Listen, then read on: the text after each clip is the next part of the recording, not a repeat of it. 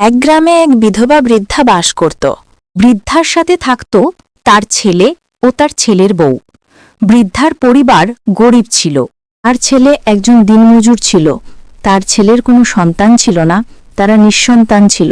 বৃদ্ধার চোখও একটু একটু করে নষ্ট হয়ে যাচ্ছিল। বৃদ্ধার দুঃখের সীমা ছিল না। তবে বৃদ্ধা ছিল খুবই ধার্মিক।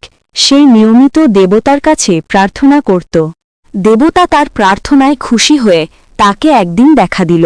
দেবতা তাকে বলল, তুমি কি চাও বলো, আমি তোমার যে কোনো একটা ইচ্ছে পূরণ করব। এই কথা শুনে বৃদ্ধার অনেক খুশি হল, কিন্তু সে সিদ্ধান্ত নিতে পারল না যে সে কি চাইবে।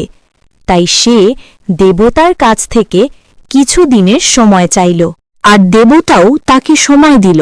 বৃদ্ধা অনেক ভাবতে লাগল কি চাওয়া যায়। তখন বৃদ্ধা তার ছেলের সাথে আলোচনা করল।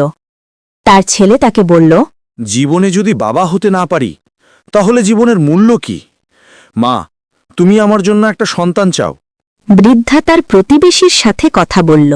তার প্রতিবেশী তাকে বলল, তোমার ছেলে সন্তান হয়ে লাভ কি? তোমরা নিজেরাই তো ঠিকমতো খেতে পারো না, আর সন্তান হলে কি খাওয়াবে?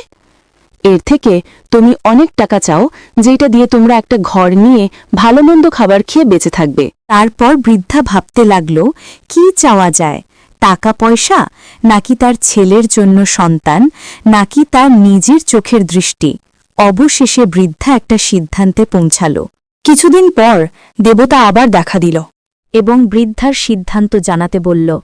তখন বৃদ্ধা বলল, আমি যেন দূর থেকে দেখতে পাই আমার নাতি একটা রাজপ্রাসাদে বসে সোনার চামচে খাবার খাচ্ছে।